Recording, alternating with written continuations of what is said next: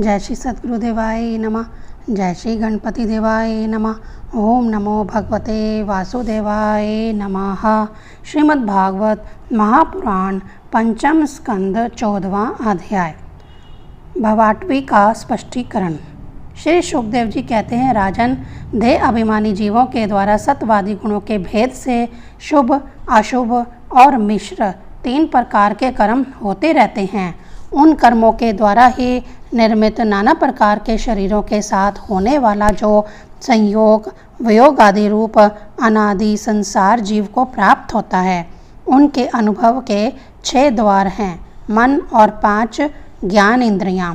उनसे विवश होकर यह जीव समूह मार्ग भूलकर भयंकर वन में भटकते हुए धन के लोभी बंजारों के समान परम समर्थ भगवान विष्णु के आश्रित रहने वाली माया की प्रेरणा से भीड़ वन के समान दुर्गम मार्ग में पड़कर संसार वन में जा पहुँचता है। यह वन शमशान के समान अत्यंत अशुभ है।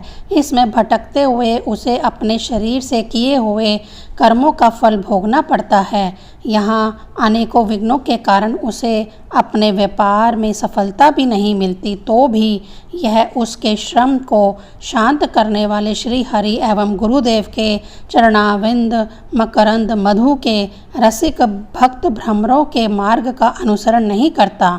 इस संसार वन में मन सहित 6 इंद्रियां ही अपने कर्मों की दृष्टि से डाकुओं के समान हैं। पुरुष बहुत सा कष्ट उठाकर जो धन कमाता है, उसका उपयोग धर्म में होना चाहिए। वही धर्म यदि साक्षात भगवान परम पुरुष की आराधना के रूप में होता है तो उसे परलोक में निश्चय का हेतु बतलाया गया है। किंतु जिस मनुष्य का बुद्धि रूपी सारथी विवेकहीन होता है और मन वश में नहीं होता, उसके उस धर्म उपयोगी धन को ये मन सहित 6 इंद्रियां देखना, स्पर्श करना, सुनना, स्वाद लेना, सूंघना, संकल्प विकल्प करना और निश्चय करना, इन वृत्तियों के द्वारा गृहस्थोचित विषय भोगों में फंसाकर उसी प्रकार लूट लेती है जिस प्रकार बेईमान मुखिया का अनुगमन करने वाले एवं असावधान बंजारों के दल का धन चोर डाकू लूट ले जाते हैं। ये ही नहीं, उस संसार वन में रहने वाले उसके कुटुंबी भी, जो नाम से तो स्त्री पुरुष आदि कहे जाते हैं, किंतु कर्म जिनके साक्षात भेड़िए और गीदड़ों के समान होते हैं,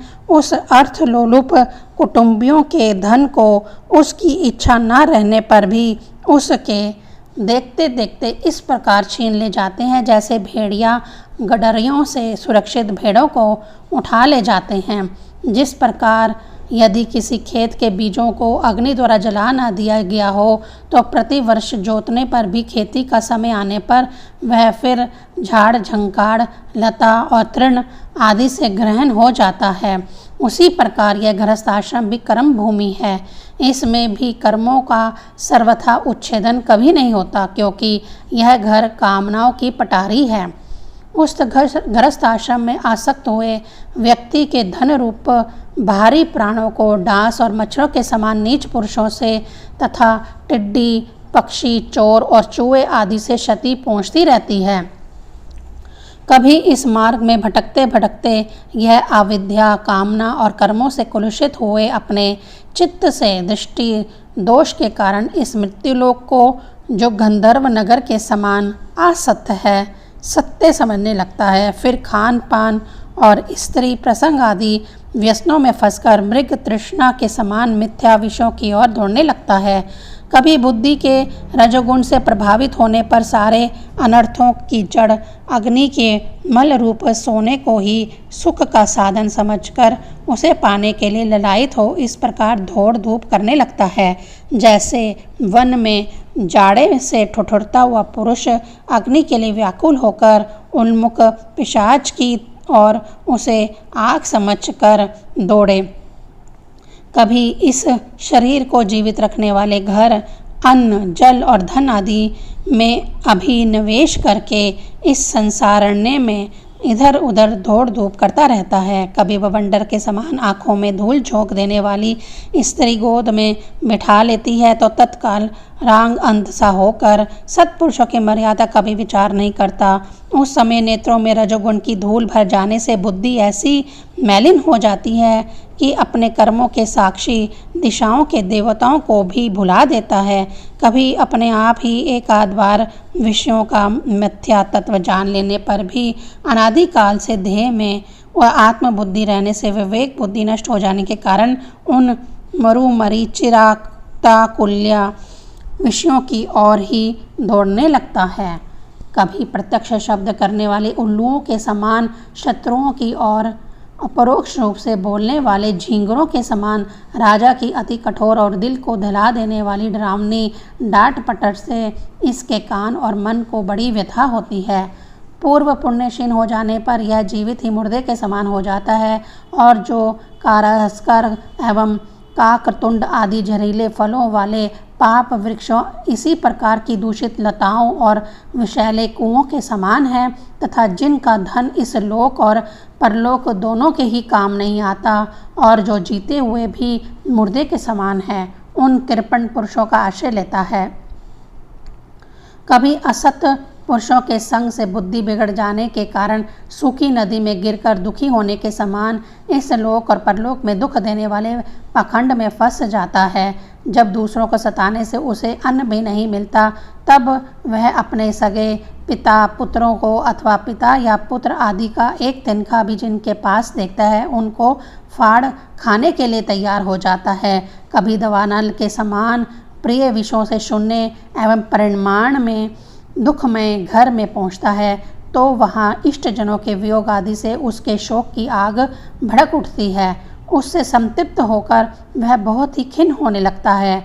कभी काल के समान भयंकर राजकुल रूप राक्षस इसके परम प्रिय धन रूप प्राणों को हर लेता है तो यह मरे हुए के समान निर्जीव हो जाता है। कभी मनोरथ के पदार्थों के समान अत्यंत असत पिता पितामह आदि संबंधों को सत्य समझकर उनके सहवास से स्वप्न के समान क्षणिक सुख का अनुभव करता है। गृहस्थ आश्रम के लिए जिस कर्म विधि का महान विस्तार किया गया है उसका अनुष्ठान किसी पर्वत की कड़ी चढ़ाई के समान ही है। लोगों को उस और प्रवृत्त देखकर उनकी देखा दिखी जब यह भी उसे पूरा करने का प्रयत्न करता है तब तरह तरह की कठिनाइयों से क्लेशित होकर कांटे और कंकड़ों से भरी भूमि में पहुँचे हुए व्यक्ति के समान दुखी हो जाता है। कभी पेट की असह्य ज्वाला से अधीर होकर अपने कुटुंब पर ही बिगड़ने लगता है। फिर जब निद्रा रूपी अजगर के चुंगल में फंस जाता है तब अज्ञान रूप घोर अंधकार में डूबकर शून्य वन में फेंके हुए मुर्दे के समान सोया पड़ा रहता है। उस समय इसे किसी बात की सुधि नहीं रहती। कभी दुर्जन रूप काटने वाले जीव इतना काटते तिरस्कार करते हैं कि इसके गर्व रूप दांत जिनसे यह दूसरों को काटता था टूट जाते हैं।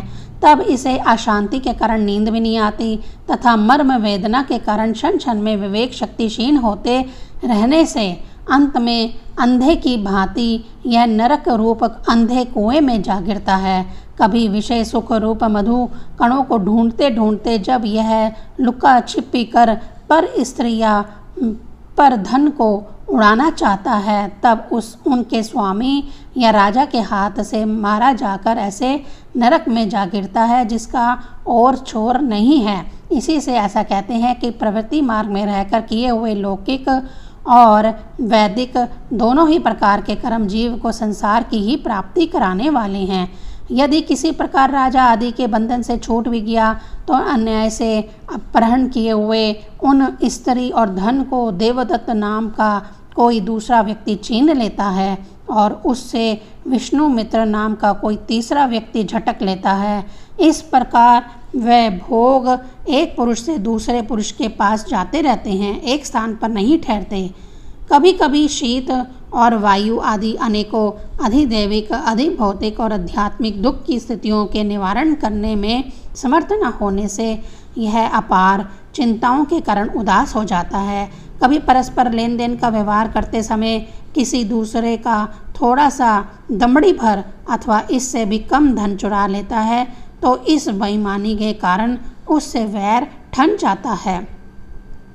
राजन, इस मार्ग में पूर्वोक्त विधि विघ्नों के अतिरिक्त सुख, दुख, राग, द्वेष, भय, अभिमान, प्रमाद, उन्माद, शोक, मोह, लोभ, मत्सर, ईर्ष्या, अपमान, क्षुधा, पिपासी आदि व्याधि, जन्म, जरा और मृत्यु आदि और भी अनेकों विघ्न हैं।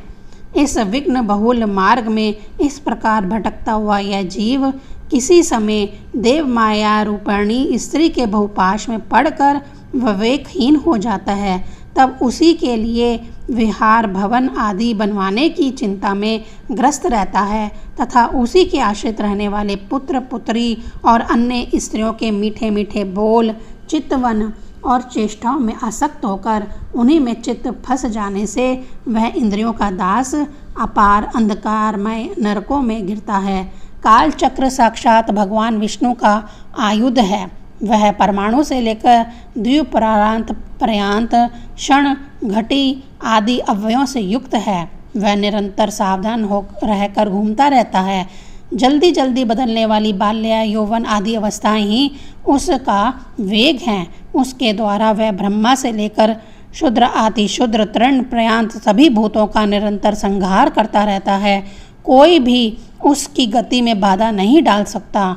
उससे भय मानकर भी जिनका यह काल चक्र निज आयुध है, उन साक्षात भगवान यज्ञ पुरुष की आराधना छोड़कर यह मंदमती मनुष्य पखंडियों के चक्कर में पड़कर उनके कंक, गिद्ध, बगुला और बटेर के समान आर्य शास्त्र बहिष्कृत देवताओं का आश्रय लेता है, जिनका केवल वेद भारे अप्रामाणिक आगमनों ने ही उल्लेख किया है।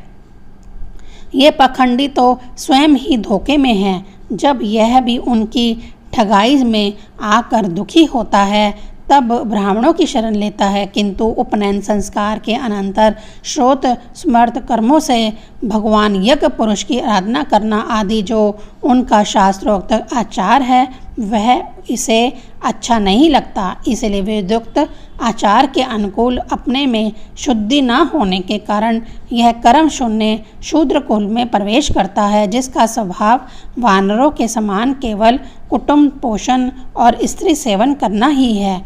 वहाँ बिना रोक टोक स्वच्छंद विहार करने से इसकी बुद्धि अत्यंत दीन हो जाती है और एक दूसरे का मुख देखना आदि विषय भोगों में फंसकर इसे अपने मृत्यु काल का भी स्मरण नहीं होता।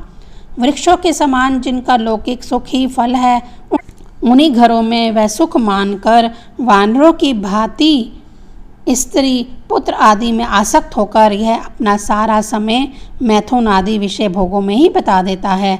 इस प्रकार प्रवृत्ति मार्ग में पड़कर सुख दुख भोगता हुआ यह जीव रोग रूपी गिरी गाहू में फंसकर उसमें रहने वाले मृत्यु रूप हाथी से डरता रहता है। कभी कभी शीत वायु आदि अनेक प्रकार के आधि दैविक अधिभौतिक और आध्यात्मिक दुखों की निवृत्ति करने में जब असफल हो जाता है तब उस समय अपार विषयों की चिंता से ये खिन्न हो उठता है। कभी आपस में क्रय विक्रय आदि व्यापार करने पर बहुत कंजूसी करने से इसे थोड़ा सा धन हाथ लग जाता है। कभी धन नष्ट हो जाने से जब इसके पास सोने बैठने और खाने आदि की कोई भी सामग्री नहीं रहती तब अपने अभीष्ट भोग न मिलने से यह उन्हें चोरी आदि बुरे उपायों से पाने के निश्चय करता है। इससे इसे जहाँ तहाँ दूसरों के हाथ से बहुत अपमानित होना पड़ता है। इस प्रकार धन की आसक्ति से परस्पर वैर भाव बढ़ जाने पर भी यह अपनी पूर्व वासनाओं से विवश होकर आपस में विवाह आदि संबंध करता और छोड़ता रहता है। इस संसार मार्ग में चलने वाला यह जीव अनेक प्रकार के कलेश और विघ्न बाधाओं से बाधित होने पर भी मार्ग में जिस पर जहाँ आपत्ति आती है अथवा जो कोई मर जाता है उसे जहाँ का तहाँ छोड़ देता है तथा नए जन्मे हुए को साथ लगाता है। कभी किसी के लिए शोक करता है, किसी का दुख देखकर मूर्छित हो जाता है, किसी के वियोग होने की आशंका से भयभीत हो उठता है, किसी से झगड़ने लगता है, कोई आपत्ति आती है तो रोने चिल्लाने लगता है।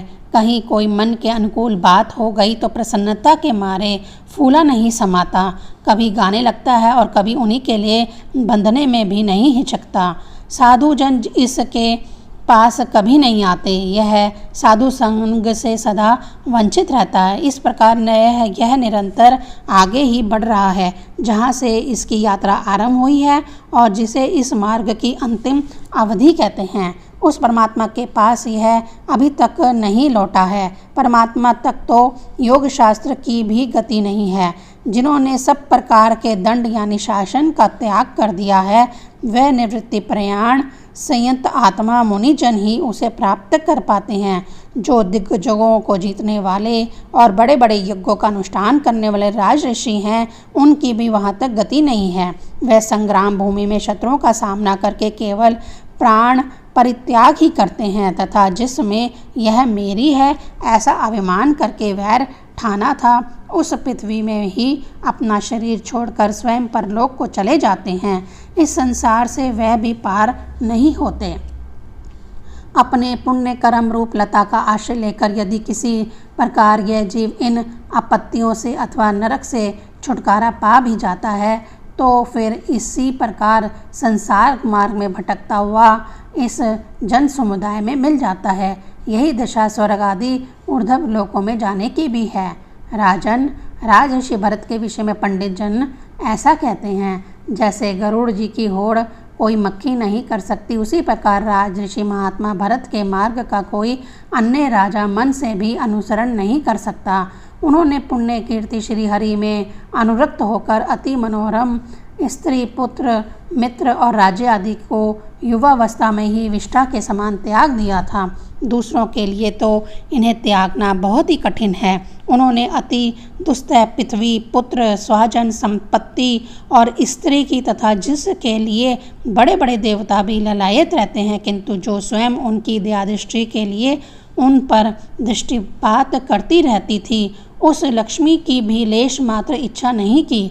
यह सब उनके लिए उचित ही था, क्योंकि जिन महान अनुभवों को आचित भगवान मधुसूदन की सेवा में अनुरक्त हो गया है, उनकी दृष्टि में मोक्ष पद भी अत्यंत तुच्छ है। उन्होंने मृग शरीर छोड़ने की इच्छा होने पर उच्च स्वर से कहा था कि धर्म की रक्षा करने वाले, धर्म अनुष्ठान में निपुण, योग गम में सांख्या के प्रतिपाद, प्राकृतिक के अधीश्वर, यज्ञ मूर्ति, सर्व अंतर्यामी श्री हरि को नमस्कार है। राजन, राजऋषि भरत के पवित्र गुण और कर्मों की भक्त जन भी प्रशंसा करते हैं। उनका यह चरित्र बड़ा कल्याणकारी, आयु और धन की वृद्धि करने वाला, लोक में सुयश बढ़ाने वाला और अंत में स्वर्ग तथा मोक्ष की प्राप्ति कराने वाला है। जो पुरुष इसे सुनता या सुनाता है और इसका अभिनंदन करता है, उसकी सारी कामनाएं स्वयं ही पूर्ण हो जाती हैं। दूसरों से उसे कुछ भी नहीं मांगना पड़ता। 14वां अध्याय संपूर्ण। ओम नमो भगवते वासुदेवाय नमः।